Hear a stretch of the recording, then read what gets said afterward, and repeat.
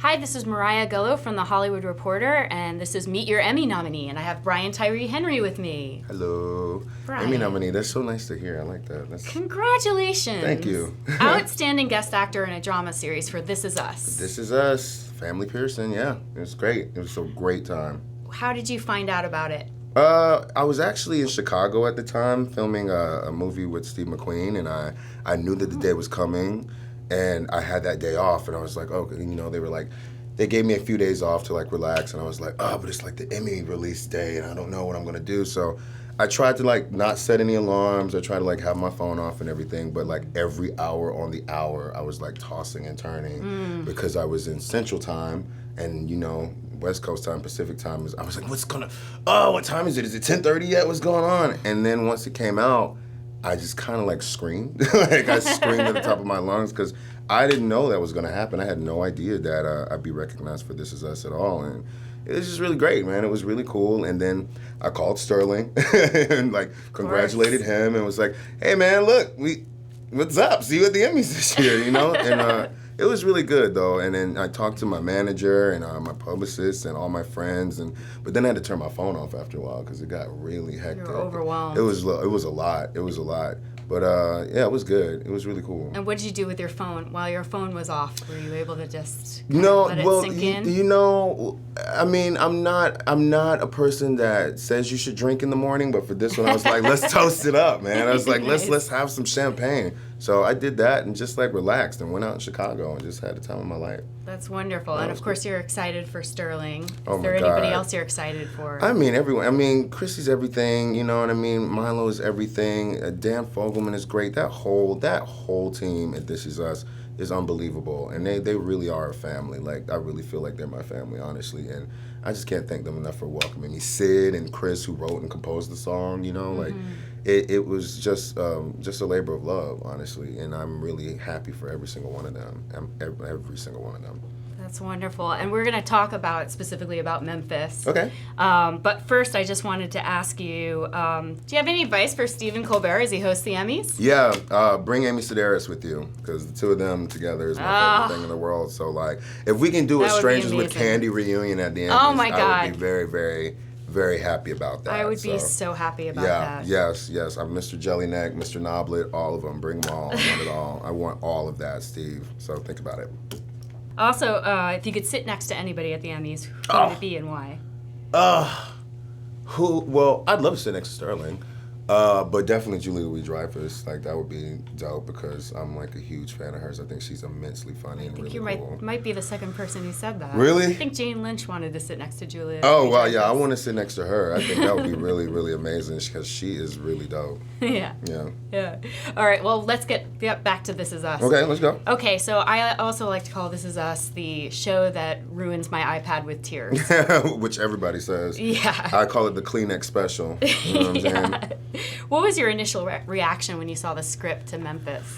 Well, I'd been watching the show for a little while, and because I'm best friends with one of the leads, I was always trying to figure out what's going to happen next because, like, can you tell me what's going to go on? Like, what's happening? Like, he wouldn't give anything away. That's just his way.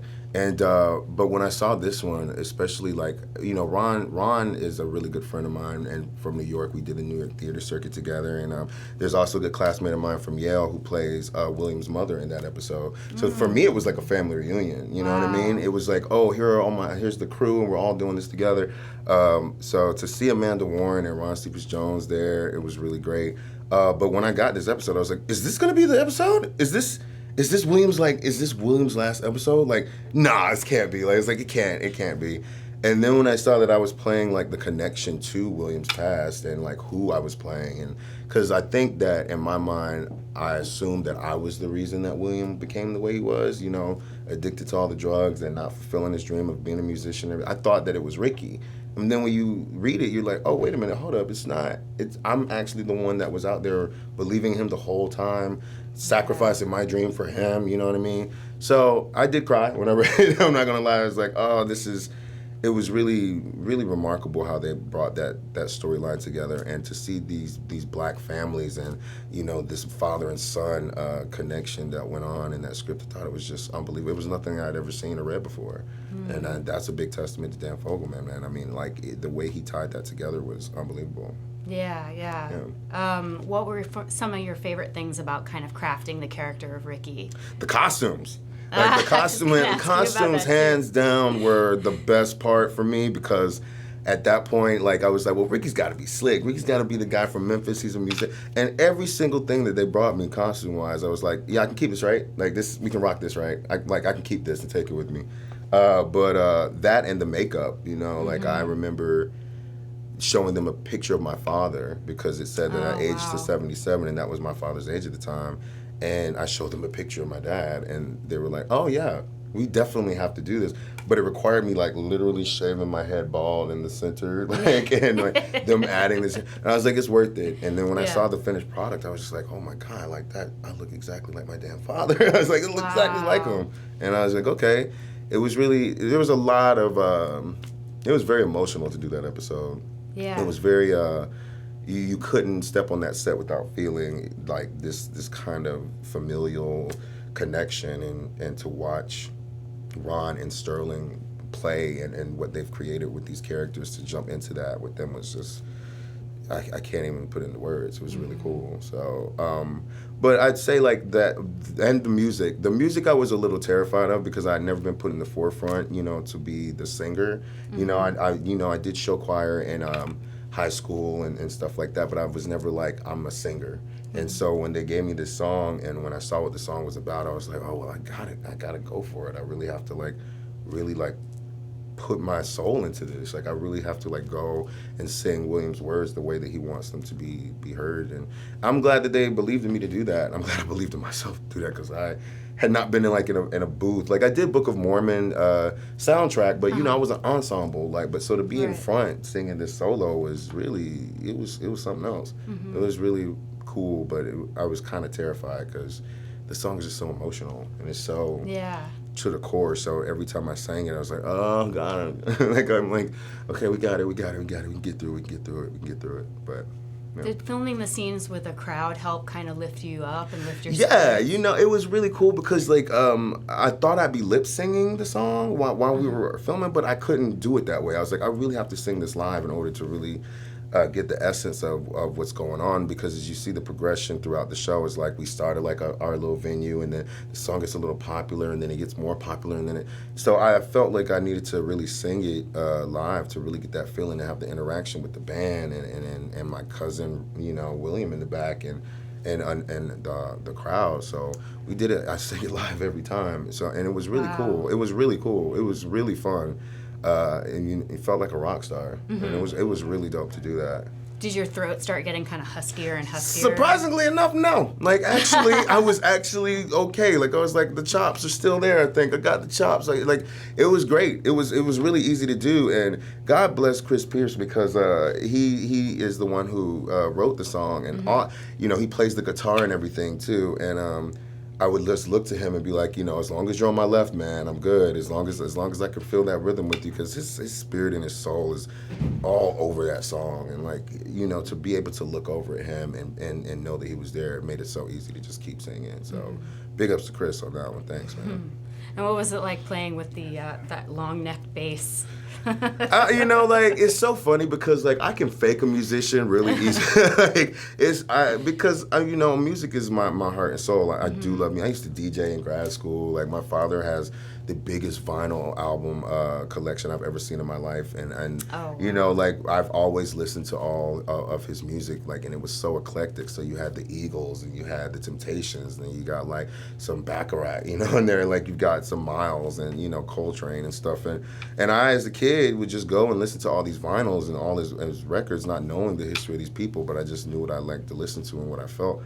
And it was kind of the same thing. Like, you know, the music of This Is Us is very, it hits you to your core, man. Mm-hmm. You know, like once I heard the slowed down version of "We Can Always Come Back to This" at the end, I was just like, no, oh God, Yeah, it was like, that got me too. It's so much, man. So I'm just glad that I could have contributed to that, and that the people loved the song as much as they did. And you know, there's nothing crazier than when you see your name on iTunes for a song you did the night before. You're like, wait, what? People are. Wow. It's really cool. So yeah, That's pretty proud. very One of my cool. proudest moments, I think. Wow. Yeah. I remember when I was growing up, my dad would write notes in the liners of his record albums, so I would get to Yeah. like listen to the music and see Yeah. a little bit of him because he's trying to work out the lyrics. That's brilliant. Yeah. Yeah, that's really cool. Yeah. That's- Are you a fan of Stax Records? Yeah, man. Yeah. Come on. Of course. Like when I'm telling you, like my father, when I grew up with my dad, there was like this bookshelf that was like five rows, and you know how thin vinyls are.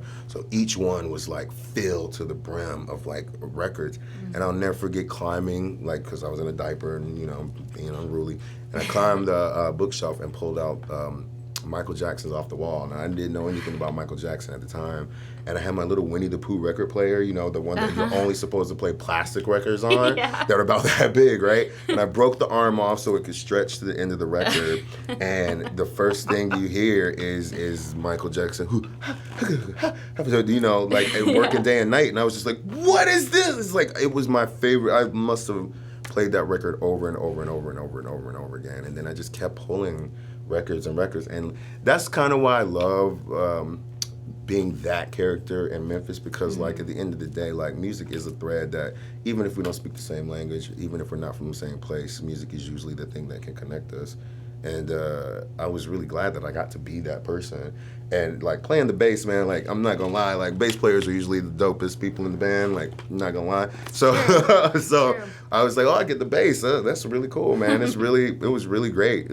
I need to learn the bass. I just started learning the guitar for another film I was doing, and it's something. There's something about when you walk through public with a guitar case. You know what I mean? Like when people see you with a guitar case, you kind of already a little different. You know what I mean? Yeah, I had to travel with it at the airport, and like people would literally just come up to me and be like, "So how long have you been playing the guitar?" "Oh, I've always wanted." I'm like, "Wait a minute, I only know 5 chords, man. I don't." But they just saw me with this case and just thought, "Oh, he's got to be." There's something about this guy. Like, we can recommend blues places for me to go to and stuff. I'm like, I don't really know how to play this, but this case is great. Like, the case. That is the lure of the It's musician. the lure, yeah. The lure of the musician, right? Yep. They're like Pied Pipers. Seriously. That's why I could never do it fully. I was like, being a musician, that takes a whole nother discipline. Like, because the music will always come first. Like, it'll always be their number one. So I have respect for musicians, but I don't know if I could commit. Well, you know, now that you have, you know, such a big entertainment career, you probably will have a lot of downtime. In the trailer, you can learn. I've got an guitar. entertainment career. Yeah, you'll be doing movies. You know, the next time you do a Marvel movie or something. You heard that. I'm just saying, just put it in the Downtime. ethos. You know what I'm saying? Cheers to that. I love that. Yeah. Thank you. Yeah, no problem.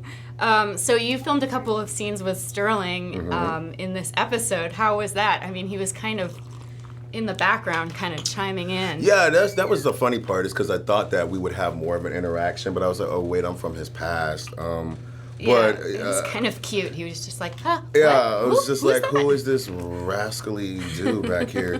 But, you know, because we didn't have that many scenes together for that, we just made it up. We did a movie together called Hotel Artemis, where I get to play his brother. Oh, wonderful. So we got to do all kinds of stuff together, like just play and shoot guns and run around. So, like, you know, it was like a dream come true, because, I mean, I've known Sterling for over 10 years, and he's pretty much like, you know, my big brother, and I've always wanted to act with him, and everything that we had done in our years of friendship, we were like acting adjacent to each other.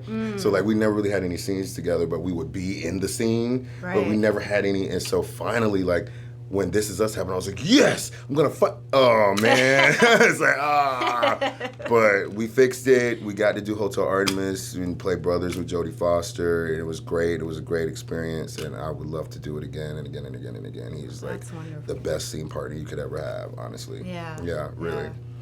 I wanted to hear more about the backstory of Ricky, because there's this big time jump between, you know, when his brother leaves him, Yeah, and then yeah. I assume he's on Beale Street, probably Yeah. at one of those little clubs, kind Yeah. of staying in the same spot. Well, I honestly believe that Ricky stayed there and kept that club as long as he did because he really expected William to come back. He was waiting for him. Yeah, he was waiting for him, you know? Like, what happens to a dream deferred?